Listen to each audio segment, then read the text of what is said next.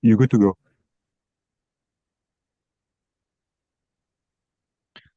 All right. Welcome everyone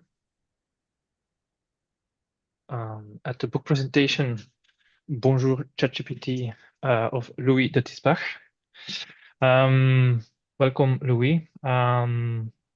First, I want to introduce Louis de Tisbach and his book. So let's introduce it. Imagine stepping into a conversation where the boundaries between human and machine blur, and where words flow effortlessly between human intellect and algorithms. This is the world Louis invites you into with his book, Bonjour, ChatGPT.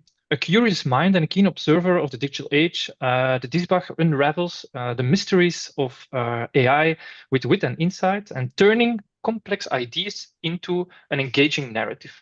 With every page he challenges our perception and creativity, communication, and the future of human-AI relationships, making us question not just what machines can do, but what it truly means to be human in the age of intelligent chatbots. Here is how this session will go. Before we get started, we'll do 3 quick Mentimeter polls just to get to know you better, the audience. And then afterwards, Louis will give his keynote, followed by a second short poll. And after the second poll, I'll ask Louis a few questions. And finally, he'll answer some questions from the audience. There are 2 different ways to participate today. First, through the YouTube chat, where you can ask questions. And the second one is through the Mentimeter polls. One notice, only the first 50 people can join that poll. We really encourage interaction because we really want to hear your voice. Let's first start with the poll. I'll share the poll immediately. Voila.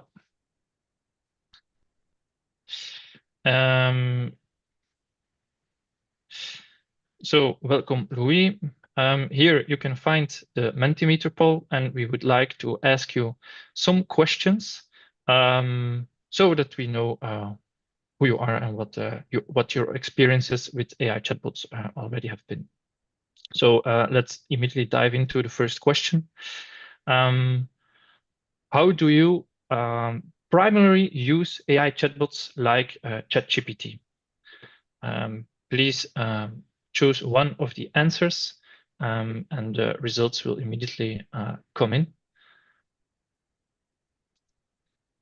So surfing to menti.com and then going for the code 44762099.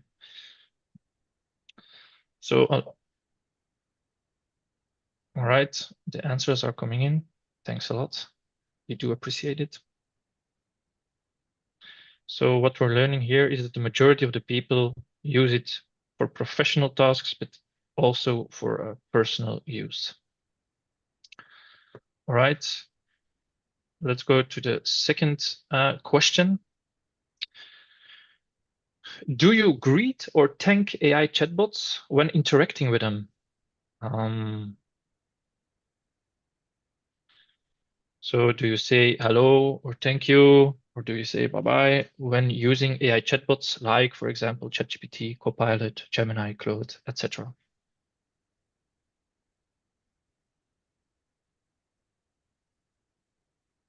All right, here quite mixed answers. The majority does it sometimes. That's interesting.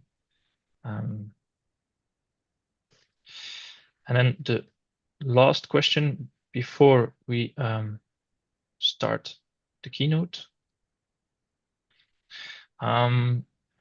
You know chatbots like ChatGPT, but there are also now more personalized chatbots called AI companions. And one very famous example is character.ai.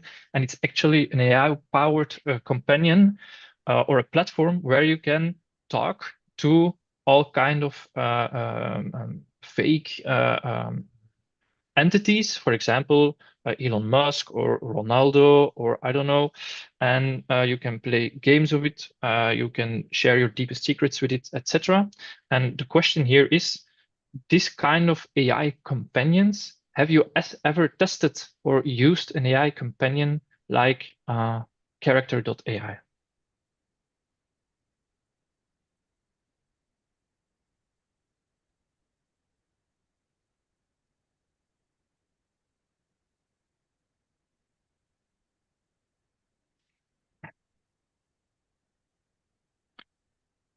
All right.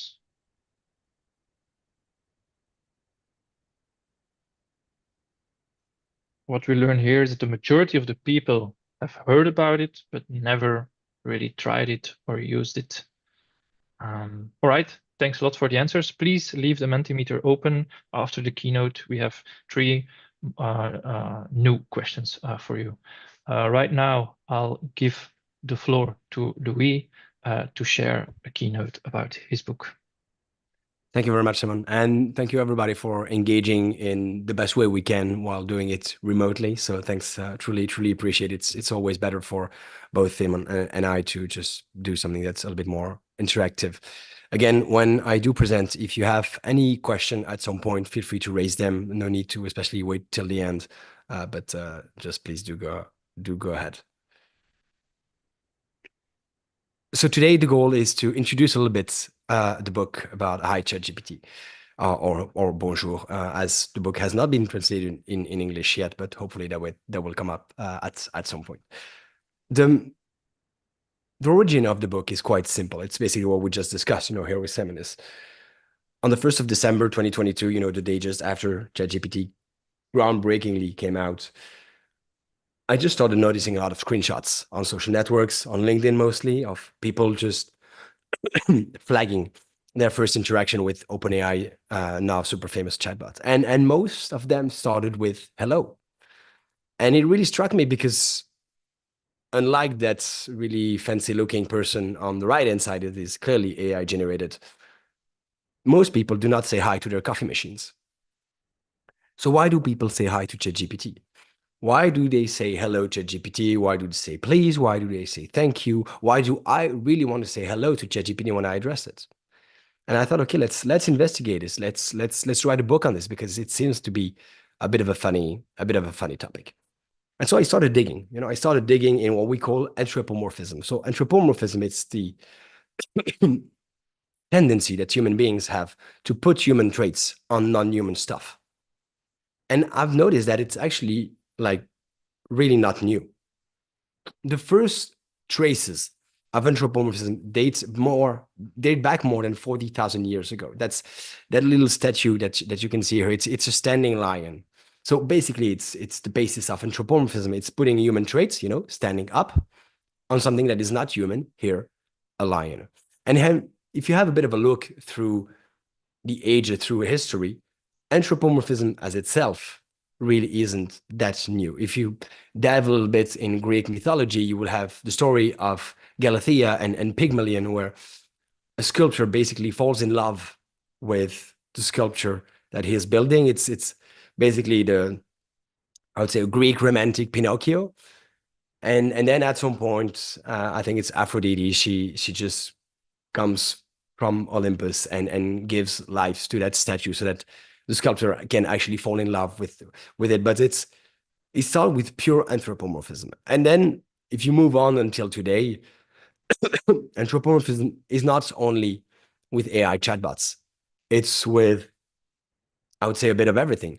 I don't know how many of you have robots, vacuum or lawn mowers and so on, but if you do, there's a 99% chance that you gave it a nickname. I know that my father-in-law has exactly this robot right there in his garden, and he's called Bernard. Don't ask me why, I don't know, but that's the name of the robot. And most people do that. And the thing that I found really interesting was that it's been really augmented through science fiction throughout the ages.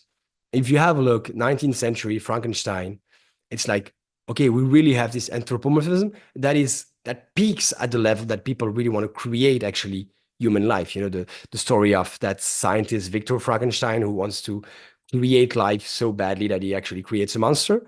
So the monster is not Frankenstein. The monster is actually the doctor. Frankenstein is actually the doctor, but in the story. And I found that quite fascinating by how science fiction made the lines quite blurry between what we think can be possible and what we hope is going to be possible. And going back till 2013 with that movie that everybody's been talking since a couple of years, which is Her. Her, funny enough, also tries to blur the lines between what is true, what is not true, what is human, what is not human. And people have been talking about this for quite a while.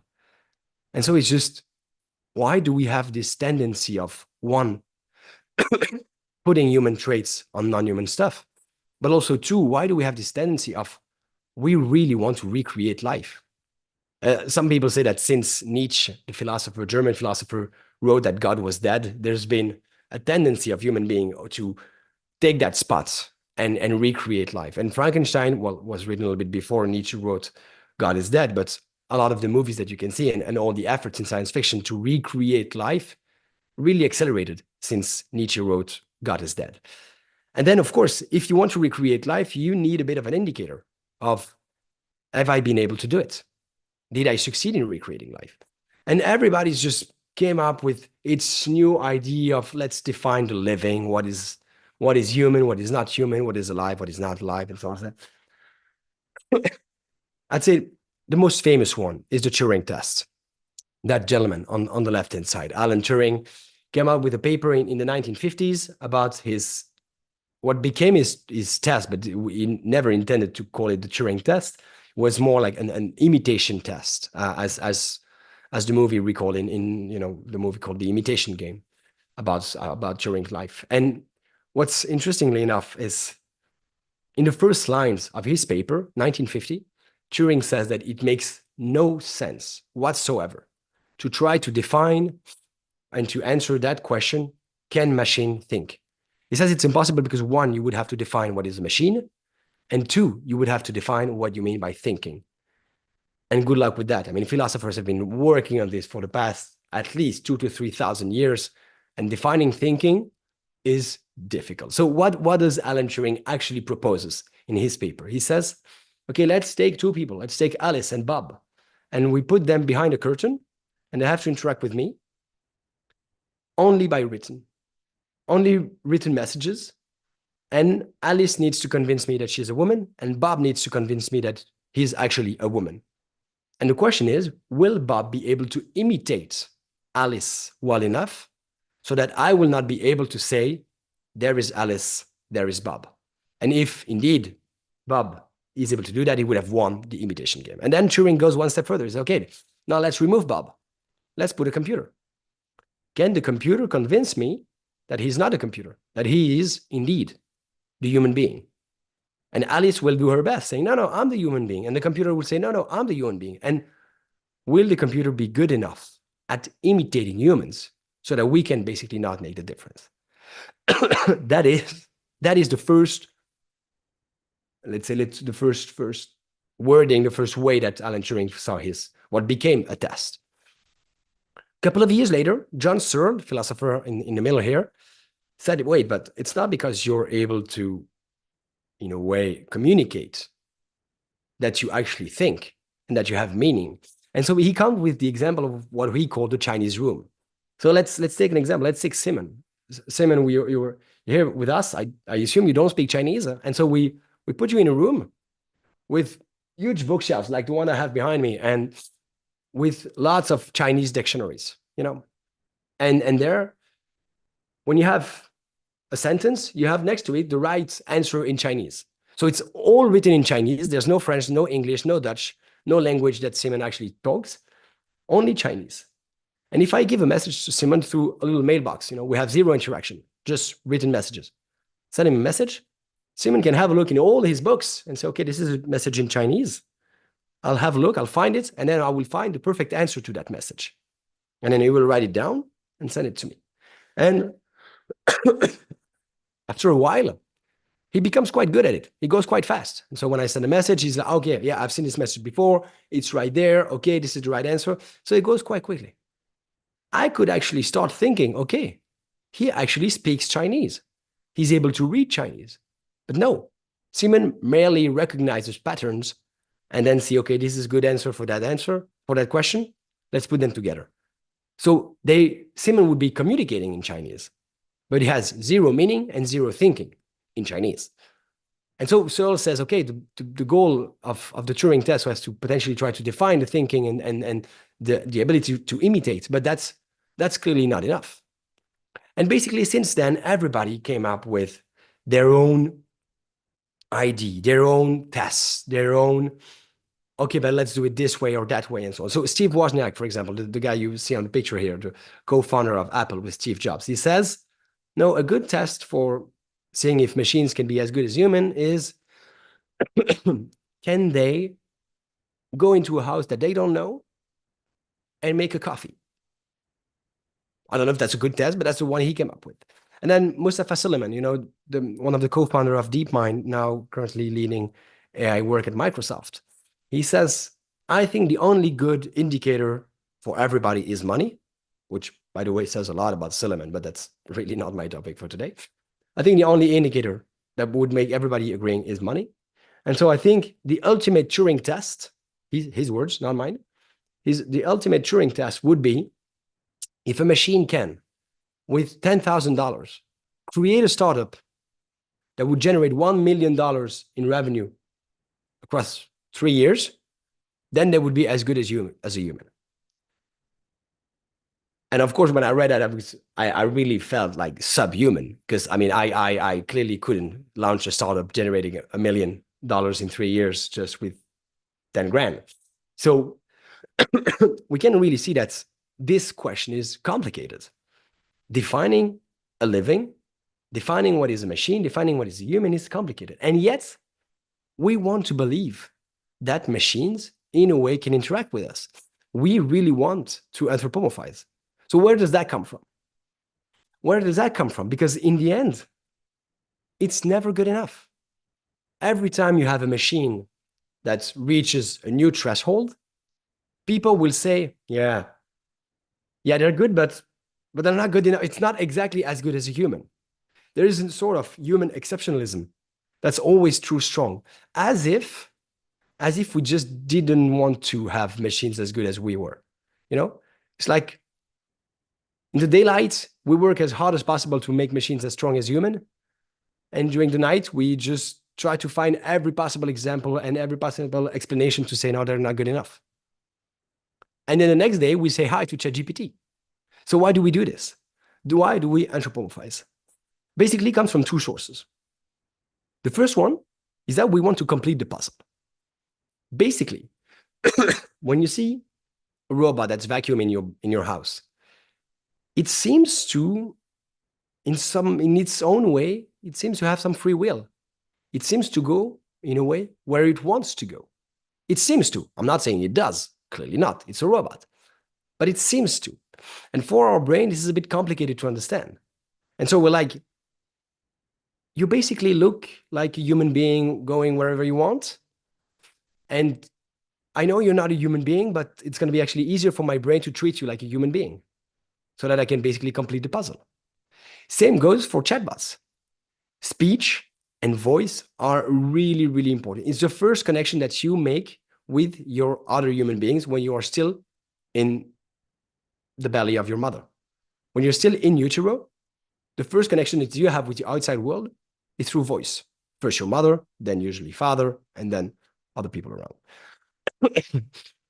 This is how we connect to each other. And so when we see something that seems to talk like human, as a chatbot would do, then we just want to connect and we just need to complete the puzzle. And so we treat it as a human being. That's the first piece. The second piece is a misuse of processes. I saw some people, reacting in the survey before, like, yeah, it seems to be the polite way to interact with a machine. I've been raised by my parents, hopefully well enough to start with hello when I start a conversation. We do a bit of a hello by habit, by a reflex, as in a human-to-human process. But most studies show that human beings are never fooled. If you go to someone that's actually interacting with the machine, you tap on their shoulders like, hey, you know that's a machine, right? 99.9% of them will say, yes, of course I know. Of course, I know it's a machine, but I'm interacting with that machine in almost an automatic way because it feels easier. And so I treat it like as if it were a human being. And so there I was with my research, with all these screenshots of hi ChatGPT and so on, and the research I made on anthropomorphism, and I'm like, maybe there's no book. Maybe there's no book to write. Why do people say hi to ChatGPT? Because we've always done so. And then I stumbled upon a sentence I had with a friend of mine. We discussed, and we came up with this, if we start talking to machines as if we were talking to humans, isn't there a risk that at some point we'll talk to humans as if they were machines? And I thought that was quite interesting to explore. And then I was like, okay, cool. There is still a book to be written. Because when we start pushing people to interact with machines, what is it as a world that we're building? I'll just take a couple of use cases, You have here on the left-hand side, Paro. Paro, it's a seal robot that's called an EHPAD. So EHPAD, it's like the homes for the elderly in France, where people go when they're really old and sick and basically waiting to die.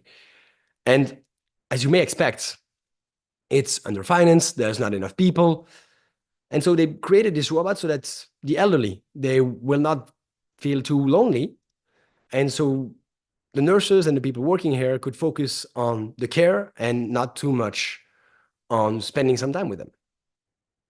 Another use case is AI to help kids at school. We've seen this artificial intelligence programs that just provides, how we say, custom-made exercises for students in math or in French, and so on. And the question is, maybe it's for the better. We know that we don't have enough teachers. We know we don't have enough good teachers. We know that people don't always have the time when they go home to actually take the time with their kids to do their homeworks and so on. So maybe having a machine is better. And then the latest one, and it's a little bit what Simon mentioned here, with character.ai, one of the most famous one is indeed this one, or Replica, or AI girlfriend. As you may expect, there is no AI boyfriend because most of the weirdos are male looking for a girlfriend, but anyhow, not the topic. Replica. Replica is a tool, it's a chatbot where you can basically recreate anybody, including your ideal girlfriend. And some people claim that they, and I quote, fall in love with a ChatGPT, a Replica, an AI companion. And so the question that I'm asking is, if we really start interacting with these machines as if we were with human beings, what's the risk behind this? And are we indeed asking the right questions? For Paro, is the real question, should we create a little robot to interact with lonely and elderly people? Or is the real question, how can we refinance our social security to make sure that we have enough people taking care of the elderly and the sick? Same goes for students or the youngest or ones in school. Just, is the real question, can we build an AI that will help them solve their exercises in math and French and other? Or is the real question, how do we rethink our society to make sure that we have, one, the right teachers, and two, that parents indeed find the time to spend with their kids? Same goes finally for our last question. Is the real question, can we have AI companions for people who are lonely? Or is the real question, what did we do with our society that we now have people who are too afraid to actually talk to someone else and would like to create love with a robot that they literally, by definition, will never meet? And so I really lived through that sentence from Prof. Sherry Turkle. She's a sociologist of technology at MIT. And she says, okay, when we talk to machines, is it a new form of companionship? Or is it a renunciation? Are we indeed creating new relationships? Or are we just saying no to the difficulty of relationships that are in real life? Thank you very much. I'm looking forward to sharing with you now, and I'll stop talking just on my own and start discussing with you. All right. Thanks a lot, Louis, for the interesting keynotes and stating some interesting ideas. I would give the people some time to let it sink in. I'll share 3 new polls, and after that, let's dive into some questions that your keynote raised with me, and I'll like to share with you.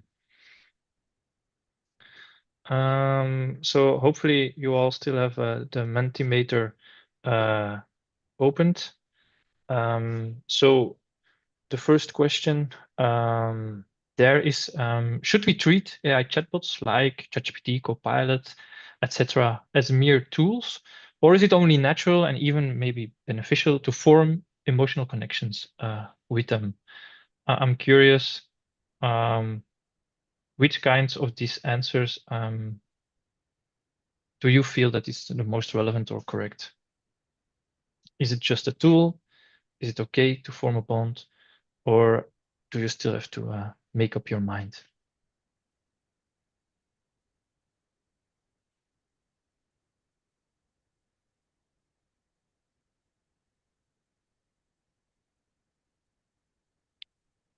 Okay, 7 people answered.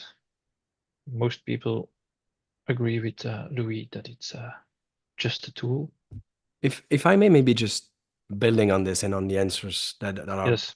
provided, I don't want people who create a bond with AI to feel ashamed or think that they shouldn't, or because I don't think that's the case. My point is not to say AI should only be treated as a tool and the people who do otherwise are stupid.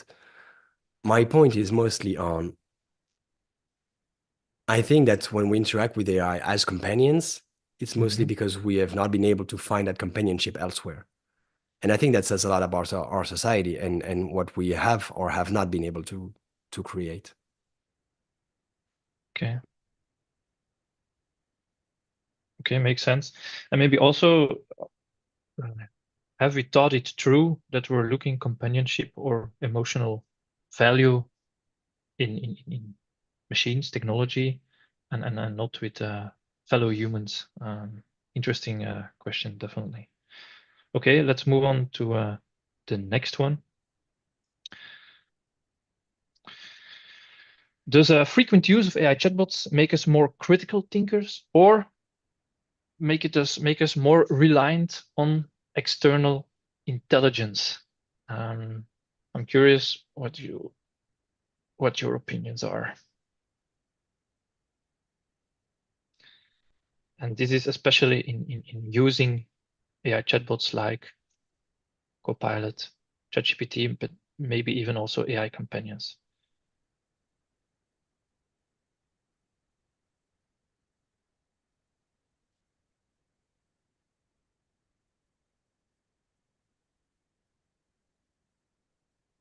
Okay, I think the majority thinks it depends on how we use it. Yeah, I would tend to agree with that. And that's also, but I think most of the people joining here will agree with that. It also highlights the need for education and how do we help people use the machines with the best that it can actually provide and make sure that it enhances our critical thinking. Although there has still been there was still a study by I think by Microsoft flagging that relying too much on chatbots and ChatGPT can actually weaken critical thinking, which I found quite an interesting study. I haven't read it yet, so unfortunately I can't say too much, but I just saw a lot of people talk about it and so on. So quite looking forward to diving into it.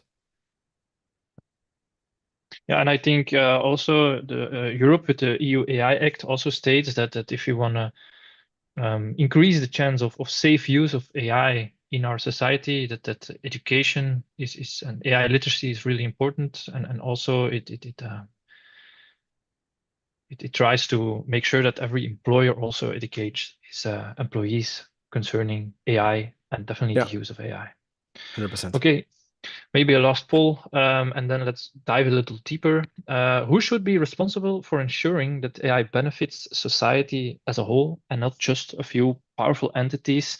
And examples of those powerful entities are, for example, OpenAI, Microsoft, Google, yeah, the hyperscalers, the ones that build those models or the ones that build those products, AI products that we use. And if you are doubting because you say multiple people or multiple institutions are responsible, then choose the one that is most responsible in this part.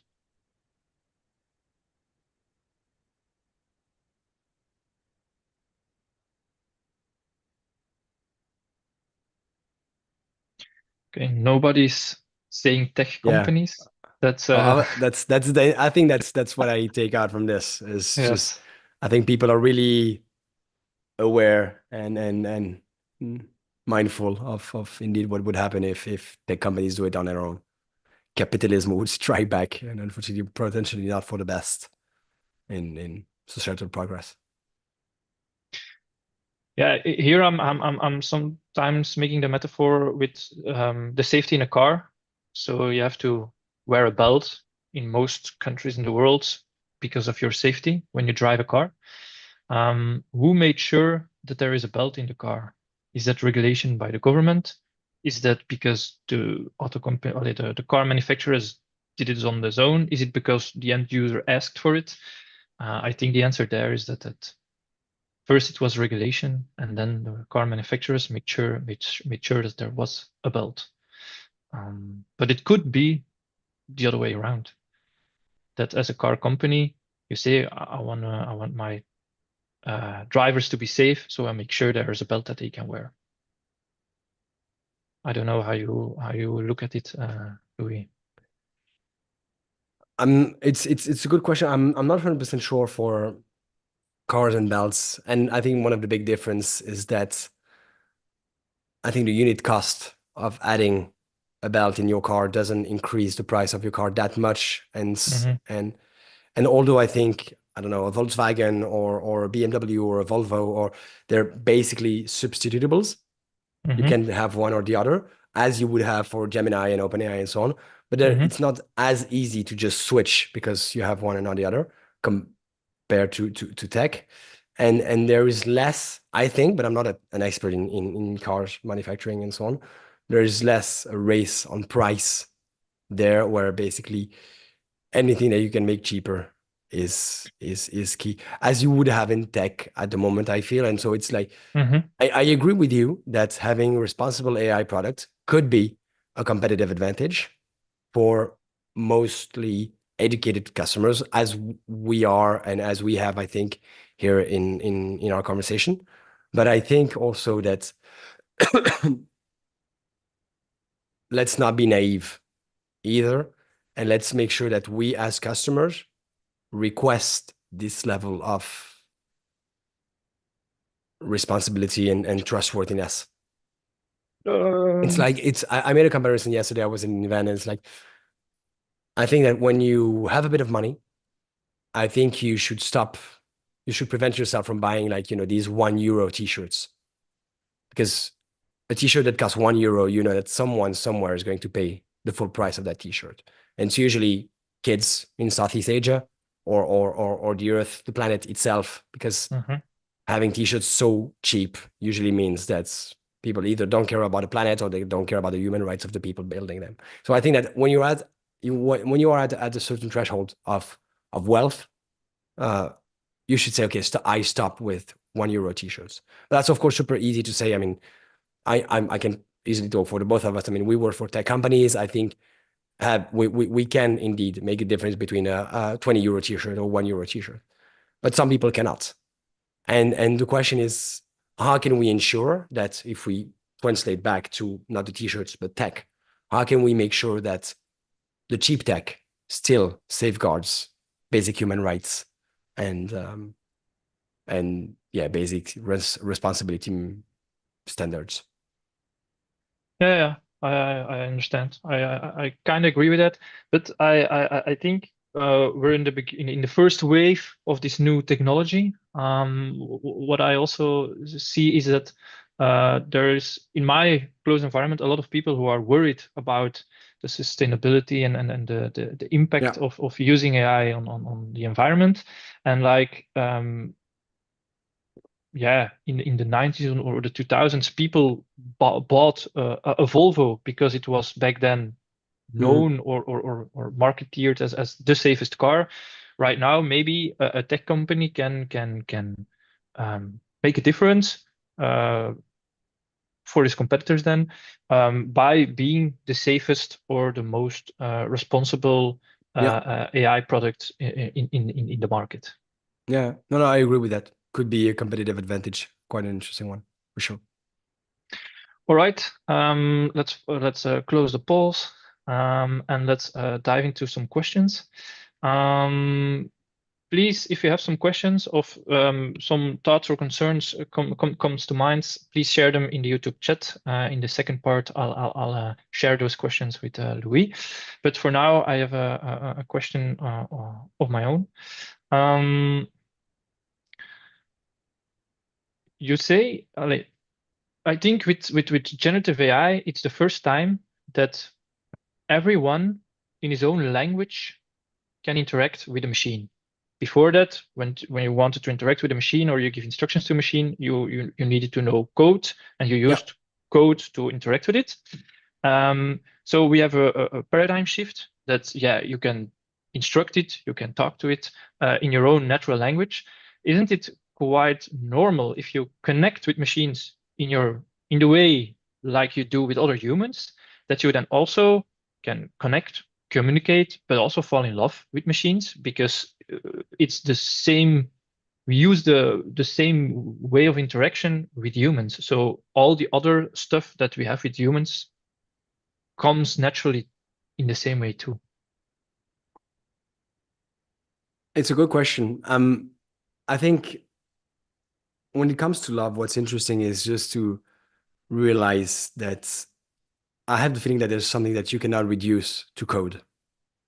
Mm-hmm. And you know, I have it's a bit of a silly example, but I find it quite funny. You know, there's a TV show in, I think, French. I don't know if it's French TV or Belgian French TV, but it's called like Marié au premier regard. I think it's like love at first sight. It's people who've never met, but Mm-hmm. we put them together at the altar and then they got married, you know, Mm-hmm. and they've been chosen by scientists, you know. So on paper, these people are made to be in love with each other. And Mm-hmm. the thing is that what studies found is that basically after a couple of years, 95% of these marriages fail. As you may expect in a way, and in some sort of way, it's also reassuring, but it's these people chosen by science, unfortunately, could not be reduced to their scientific, to their data in a way. There Mm-hmm. was something about love that was, I don't know, an extra, something extra that could not be Mm-hmm. reduced to simple data that could be computed or analyzed or aggregated into a scientific methods that would help people fall in love. And so I think that's when it comes to interacting with AI and so on, or AI companions, it's going to be the same thing. You may find similar things, you may have discussions, but that extra thing that, you know, I can have discussions with dozens of people. But the discussions that I have with my wife will always have that something extra, Mm-hmm. which led me to basically fall in love with her and not with the dozens of people I talk to every day. Mm-hmm. And the question is, there's a relationship. She gives me something, I give her something. That's what creates hopefully a strong and long-lasting marriage, which you would not have with AI, because AI is not giving you anything. It remains only lines of codes, super well written, but it remains only data. And what I think is sometimes, and where I think the real question actually lie, is maybe people want to see stuff that are not there. And what I'm trying to understand, and what I try to investigate a little bit in my book, is why is it so? Why is it so? And what are people actually looking at or looking for that they cannot find elsewhere? And why do some people expect or hope to find something that basically a machine could not give them, but that in a way they hope the machine would be able to give them? And that I believe are the real questions. Okay, and if we go one step deeper there, the marriage at first sight program, or love at first sight program, you see there that you have to work on a relationship by, on the one hand, trying to truly understand each other, but understanding each other is a result of communicating a lot, trying to your best to understand each other, but also sharing a lot of experiences together. Now, when you have conversations with an AI companion, actually, what they do is they're mirroring the conversations, they're mirroring your ideas.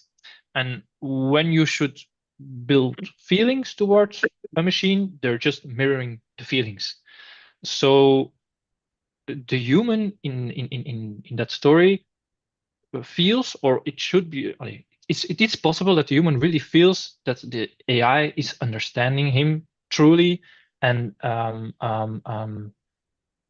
that's it's an interesting that's question. I had a debate with Giada Pistili, principal ethicist at A Hugging Face, Mhm, regarding these relationships. And I'm not saying that these people cannot feel love for a companion or an AI companion with whom they've been interacting for maybe hours and hours and hours, and maybe more than with any other human being. mhm, Maybe what they feel is love, or some sort of love. And to be honest, the last thing I would like to be is the judge of this, or being condescending or anything. But there's two things. One, that even if at some point they love the machine, what I think can be certain is that the machine can love them back, because it's just a machine and it has no feelings or it has no conscience and so on. So these people would be trapped forever in a one-way relationship. I don't know if you've been in one-way relationship, Simon, but I have a couple of times, and it is not fun. So that's one thing. The other thing is also that and I go back to this, is what happened to these people to have them feel better in one-way relationship with machine, rather than going outside and trying to have proper relationships with other human beings. Although they can hurt, although it can be difficult. I mean, we've all been heartbroken in the past. It's mhm, not fun. It's difficult, but it is also part of life. And mhm, what I find quite interesting is, why do we so much want to get away from this really natural part of life, which is the heartbroken, the suffering at some point, and so on, the frictions that you have in life, and that you want to have something that's so smooth as having a conversation with an AI. And that I think says more about the society in which we live. It's just, there's a Belgian philosopher that I use in and I quote a couple of times in the book. It's called Gilbert Rotois. Used to be a teacher at ULB, passed away a couple of years ago. And he said that when you think about ethics of technology, you always think about two things. One, you always think about metaphysics, and the other one, you always think about political philosophy. What he means by that is that always think about metaphysics, because it's like, what does it mean to be human with that technology? And what does it mhm, mean to be in love with, for example, AI companions? Or what does it mean to have friends? Or and so on and so forth. So that's one thing. Also, it's just to move away from AI companions. It's also what does it mean to be here in the age of social networks, technology, and so on? Can I say that you and I are together at the moment? Well, I can tell you, you're not right here, Mhm. although we're still together. So all of this, what does this mean? And the second piece is political philosophy. So what is the world that we want to build with that technology? And with AI, you have the question, and social networks, you have the questions about democracy, polarization of the society.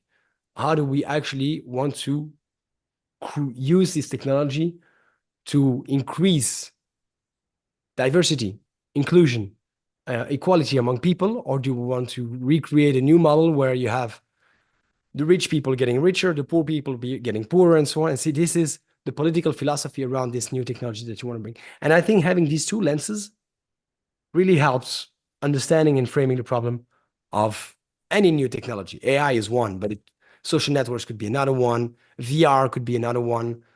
All of these is just metaphysics, political philosophy. Okay. Maybe then it's a good moment to share a question of the audience Sure. about the debate around the fact whether we have to be polite with AI. So does it create better responses from the chatbot on the one hand, and should we then do it? Yes or no? So it's an interesting piece. So there's been a study flagging that if you are polite with AI, you would get better results. But then I think so that's one thing. But then there's a huge confusion between correlation and causality. It's not getting better results because you're polite, or no, sorry. It's not giving you better results because it thinks that you're nice, and so it's going to be nicer to you. It's just that basically when you're polite, you use a certain level of language. And therefore, the chatbots thinks is not the right word. The chatbots will want to answer in a way in the same level of language. And therefore, it will search in basically better language databases. Let's put it that way. And potentially would look for answers on books or scientific papers and maybe not on Twitter. And therefore, you may get better results if you look for results in scientific papers rather than on Twitter or on X. And so basically, when this paper came out, a lot of people said, okay, see, you got to be nice to the machines and so on. It's such, there's a really big, so you need to use a certain type of vocabulary so that the machine will look in the vocabulary where, I mean, in places where they have the same level of vocabulary. But if you have better results, it never is because ChatGPT is like, Louis, you're so nice. I thought I would stop there, but I will actually go the extra mile and I will give you better answers. This is not what the machine is thinking. It's just like, okay, you're speaking like this, so therefore that means that you want these types of results, and there it is, and there you go. So do you have to be polite? No. You have to use a certain types of vocabulary, and which is basically where you would like the machines to look for answers. But do you have to be nice or polite? There's a big confusion in correlation and causality, which, as you know, happens quite a lot in science. So what you're saying actually is that the kind of vocabulary that you use in your requests, it triggers different patterns in the AI, and what you actually need to do is trigger the right patterns to get the most relevant answer that you need. And for 100%. that, you need to experience, okay, what kind of language do I have to use for which problems to get the most relevant answers for that.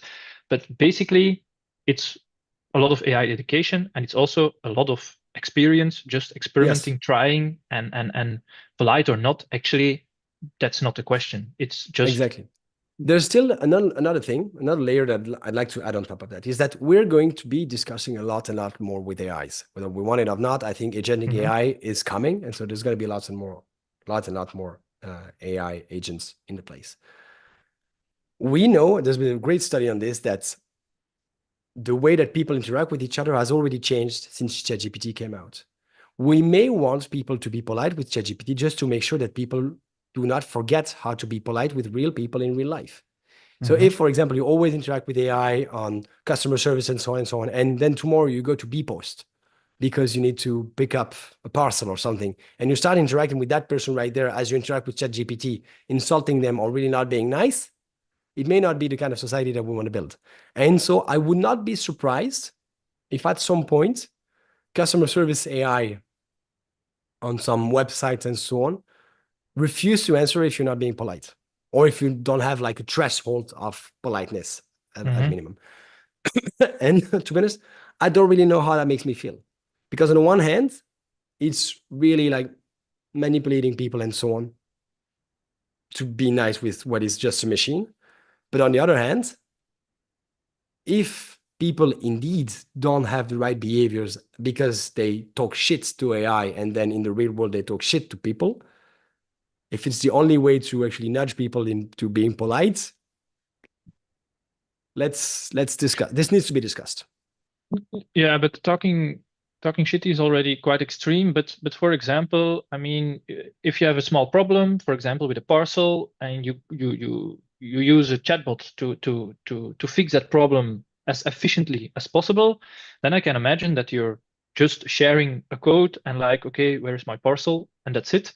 And that sometimes, or more and more, from the user interface, it won't be visible whether you're talking to a real human on the keyboard Indeed. or to an AI chatbot. Indeed. And yeah, how to be sure Well, I think towards there what you're is, talking.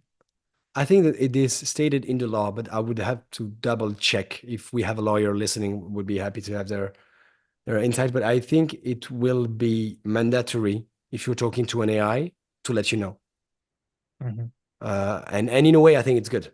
I think it's a good thing, so that people don't be, I mean, so don't become misled, or people don't just think they're talking to human beings when they're talking to AI and so on. So I think it's about, transparency and also just integrity. Just if you're talking to an AI, you know about it. But at some point, I think that's going to become a mandatory piece every time you're interacting with AI. Okay, clear. Maybe something totally different. You were talking in your keynote about the seal Paro, which is actually kind of an AI replacement for a pet. Should this be like a use case that society wants and is beneficial for society, or is that something to stay away from? Like using AI and embodied AI to have like cheap pets. You have the company, but you don't have all the misery of having to walk it around and cleaning up afterwards, etc. Again, two answers. One is, it's not exactly a real pet. And I think that one of the things that people actually look for in pets is also the love that they can give you. I mean, I don't have any pets at the moment, but I used to have a dog when I was younger. And I can assure you that when you go home and the dog goes crazy, I'm quite sure we could build robots that go crazy as well. But it's, in a way, it's not the same. So that's one thing. The other thing is, I'm totally fine with having AI robots that replace pets in some places. I just want to make sure that this does not become an excuse for having underfunded hospitals or places where you actually need more people to go and interact with the elderly. Okay.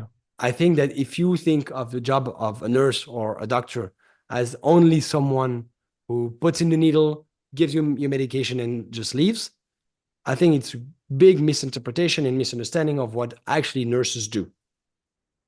There's a huge role in caring and in a social role of that job. And I would not want capitalism to really strike hard and say, okay, now you can manage an additional 5 people an hour because you don't have to do that care thing because we have robots to do it for you. And I think that's something we should be, it's, when we think about technology and what it does for us, I think it's always one of the big questions. This an American journalist who wrote a piece, what I thought it was really clever and really witty.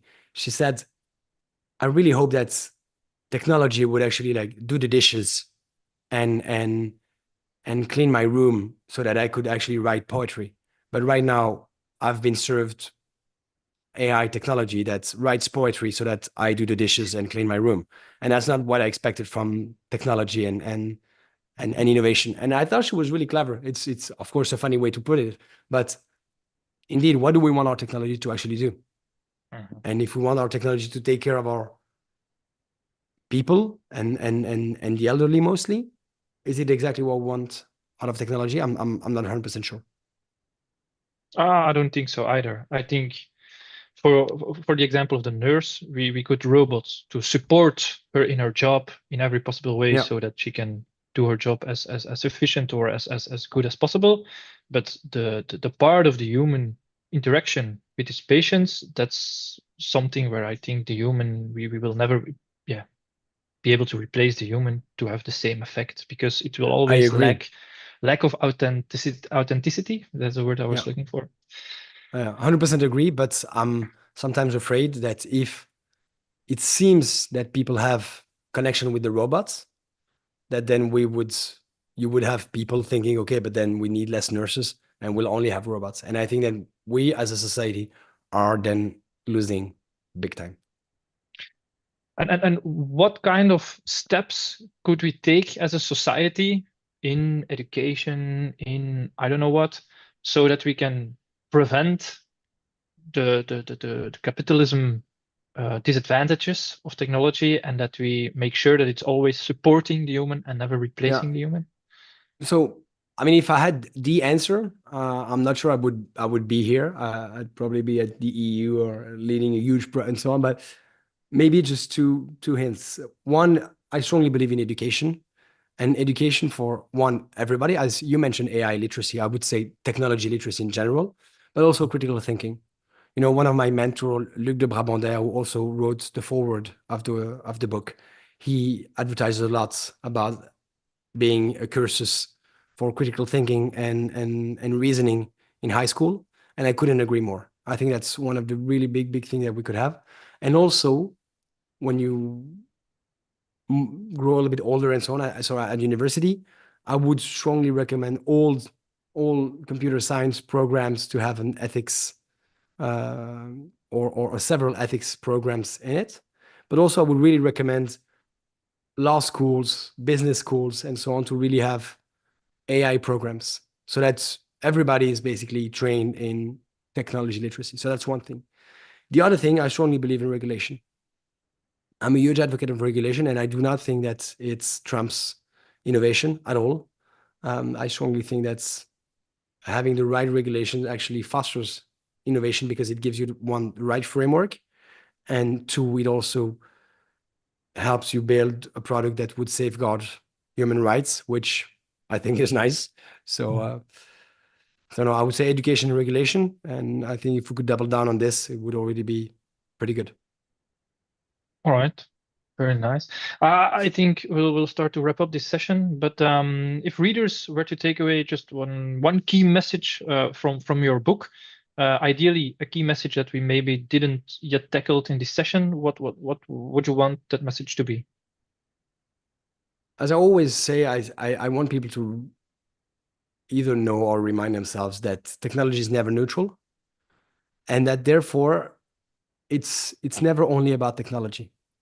And what I mean by that is that everybody should embrace this topic and have an opinion on it and discuss it and debate. And it's not only for computer scientists who have a PhD in AI, it's for everybody. And it's such a big topic. And I think that's one of the work that the AI Week is also doing. You know, it's putting the topic on the table for everybody. And just like if you feel that you want to have a voice in how technology is being shaped, well, you should. And go out there and find the right people. And I think what the AI Week and AI for Belgium have been doing is exactly this, is helping you find the right people. But I strongly believe that if we let technology being developed only by a couple of people in Silicon Valley, it's of course going to be their representation of the world. But there is a way, there is a world in which all people build technology for society as a whole. And I strongly believe that starts with each and every one of us thinking like, this is the technology I want for the future. All right. Very nice message. Thanks a lot. Thanks a lot, Louis, for sharing all this Thanks. information with the book. Thank you very much. Thank you everybody for attending. And let's connect at some point in real life. It's always better. Thanks. Yes, thanks a lot. Bye-bye. Thanks also to the audience for all the interaction and the nice questions. See you next time.